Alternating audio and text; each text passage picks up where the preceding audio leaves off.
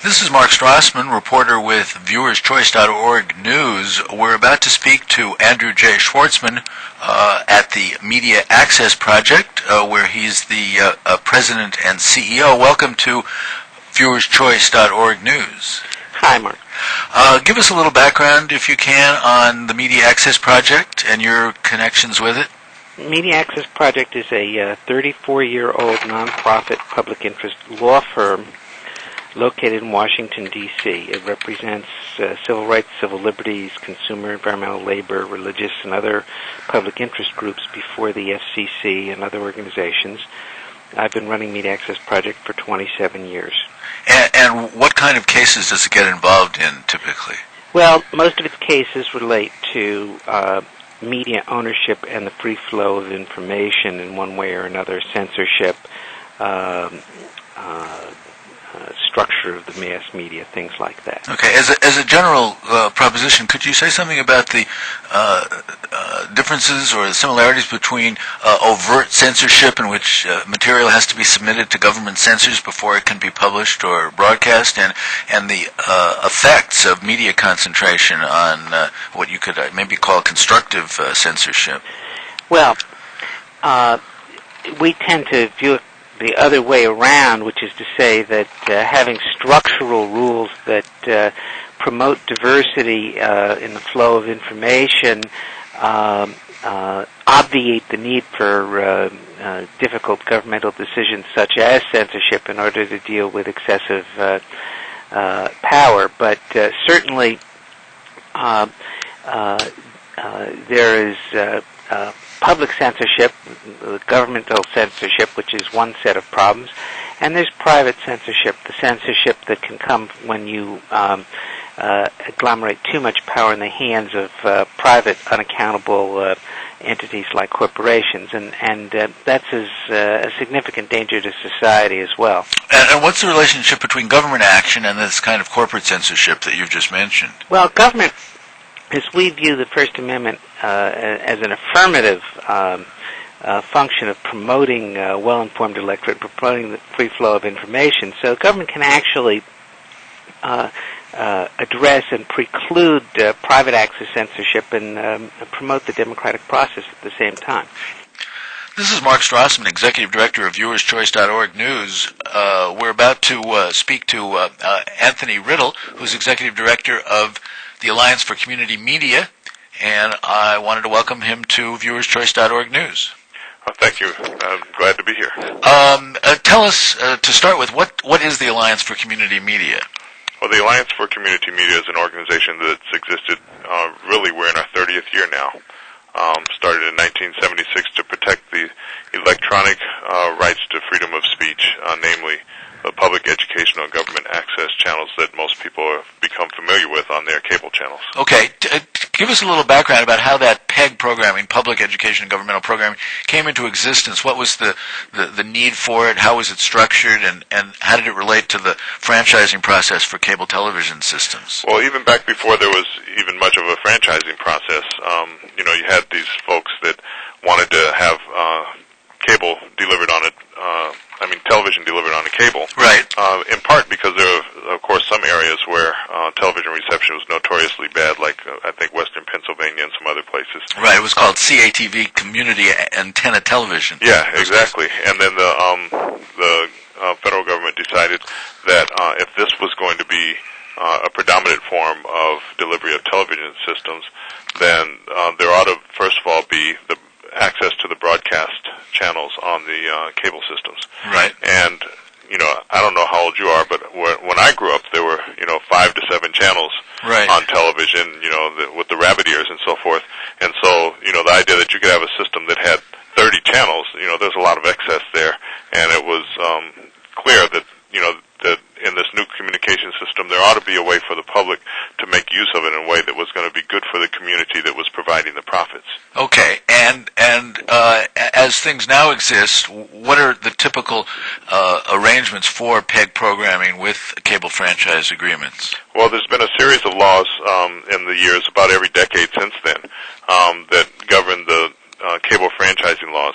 So if a community community owns the public rights-of-way. If a cable provider wanted to come in and put cable in using those public rights-of-way, those are, the streets and the sidewalks and so forth, the only way that you can get a cable from one place to another, you've got to go through the public land. Right. And so it was determined that by Congress that the cable operator ought to pay a rental fee for that use of the land, and the rental fee could be paid in a number of ways. Number one, there was a cap placed on the amount of gross revenues that could be paid to a city under a franchise agreement, which was capped at about 5% with there's some other add-ons that you can pay for, capital add-ons that I'll get to in a second. Okay. So you could have up to 5% of the franchise fee, which is the gross revenues. Right. Number two, you could ask for a certain amount of the channel capacity to be set aside for the public, either for public access, which is the channel where the public, your neighbors get to speak out and do what they think is important, to do on television. Right. You could have educational access, which is usually run either by the K-12 schools or the colleges or, some combination. And then you have the government access channels, which is where we've become used to being able to see our city council or commission meetings, our county commission meetings, and information about our departments.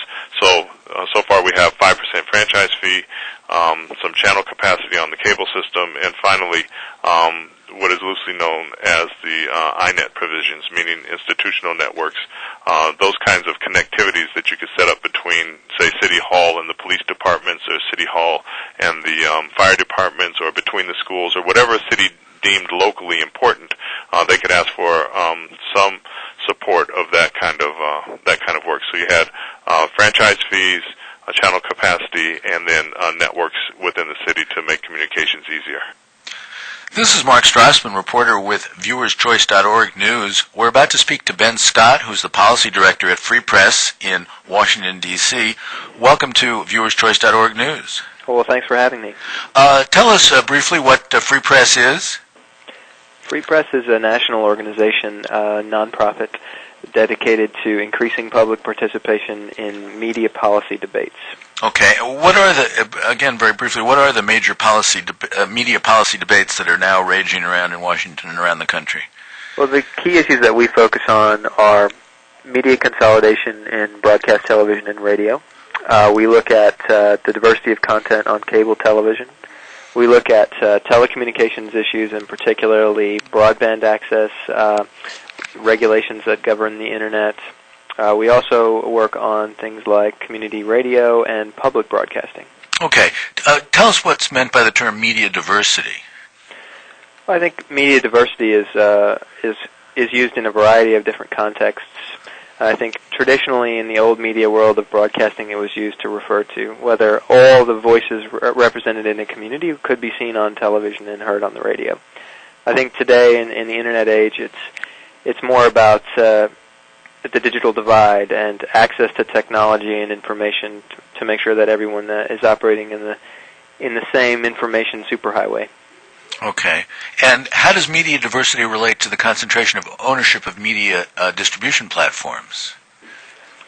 Well, I think anytime you have a concentration of ownership and distribution, you set up a system of gatekeeping, where the network owner has undue control over what is available to the viewing public, what content is privileged, what content is underprivileged, and it sets up a disparity that can constrict diversity. Okay, now what does the emergence of the Internet as a primary platform for the distribution of news and opinion had on the question of media diversity? And has the gatekeeper function been superseded by the Internet, or has the gatekeeper function and problems around it transferred itself over to the Internet as well?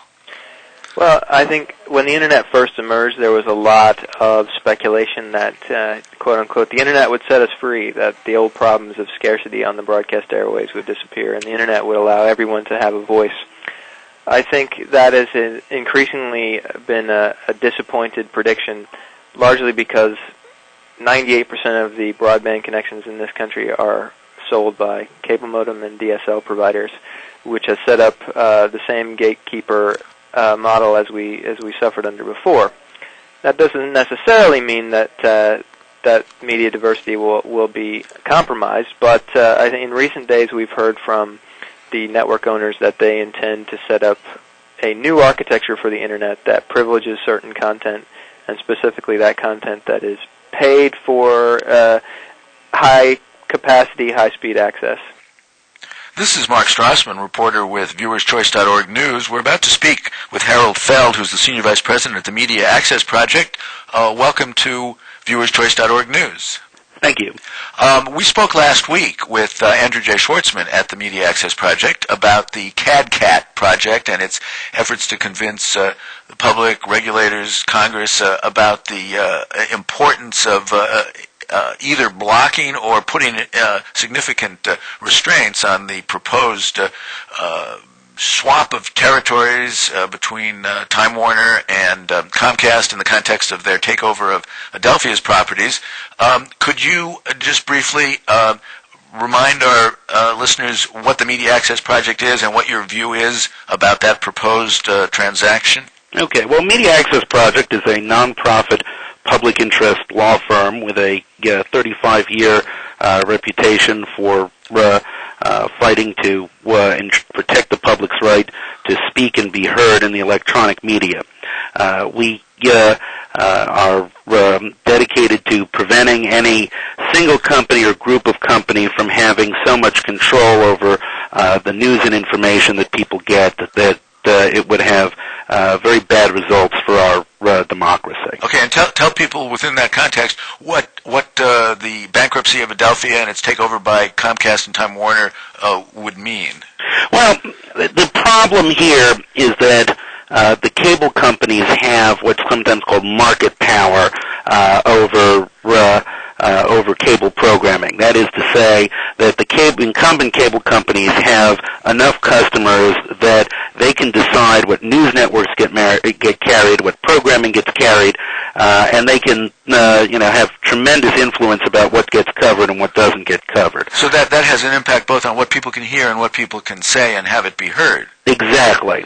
And it also has the effect of keeping prices very high, and now that we have broadband internet a part of this, it means that they can put all these things together and increasingly exercise control over how people download things, at what speeds they download them, and try to steer people towards the content that they're affiliated with rather than competing content. Is the catchword for that issue net neutrality? Yes, the catchword for that is net neutrality. And what is net? Does your side like net neutrality? We're in favor of net neutrality. We think it's very important that the internet remain the way it is, that people can surf wherever they want, download whatever they want, put whatever they want out there, without worrying that unless they pay some kind of premium price, it's going to download at really slow speeds, or people may not be able to get it at all. I don't want to be argumentative or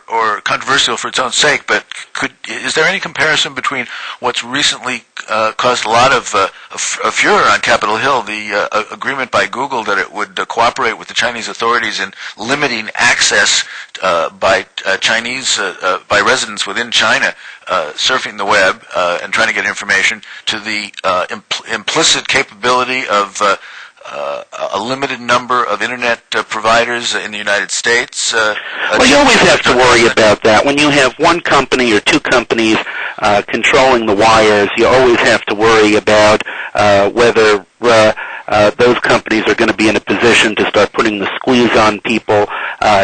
What Google did to get into China, they would agree to if that was a condition to get into the United States market, because they couldn't get the customers any other way. So if Comcast and Time Warner control most of the broadband subscribers in the country, and they say to Google, when people do a Google search, we want our stuff to come up first. When they do a video search, any Time Warner content has to come up first. And if that doesn't happen, even if they're actually looking for something else, if that doesn't happen, well, it's going to take a lot longer for your content to download instead of Yahoo's content.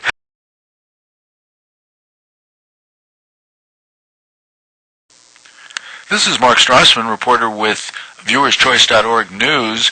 We're about to speak to Jonathan Rintels, who is the president and executive director of the Center for Creative Voices in Media. Welcome to ViewersChoice.org News. Thank you for having me.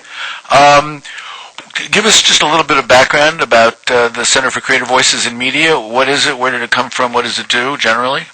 We're an advocacy group representing, media artists, people who make media, like writers, directors, producers, actors, and so on, independent and mainstream. And we talk about how media, we talk about free speech in the media and we take a look at free expression in terms of media censorship, the indecency issue, and also media concentration, how that affects creative artists. Okay, tell us as a general principle how media concentration does affect the content and the opportunities for artists to express themselves.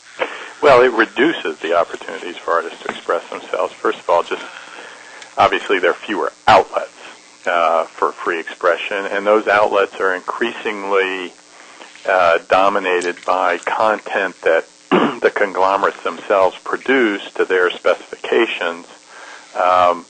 It's very difficult for creative artists to try to get independently produced or content on airwaves owned by the consolidated networks, and it's very difficult to freely express or do the best job you can do creatively when you're working for, say, the General Electric Company. When you say conglomerates, what do you mean as a general principle, and who specifically are we talking about here? Well, for example, NBC and Universal and the USA Cable Network and several others owned by the General Electric Company.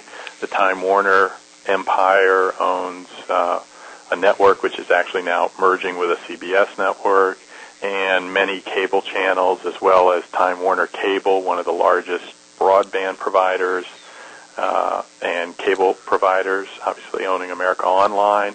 Then there's the Viacom Group, which owns CBS and Paramount and MTV, Disney, ABC, and then, of course, the Fox News Corp, Rupert Murdoch empire. Now, what forces or dynamics or decision-making principles would you say that these conglomerates use as a rule to determine what kind of content they're distributing?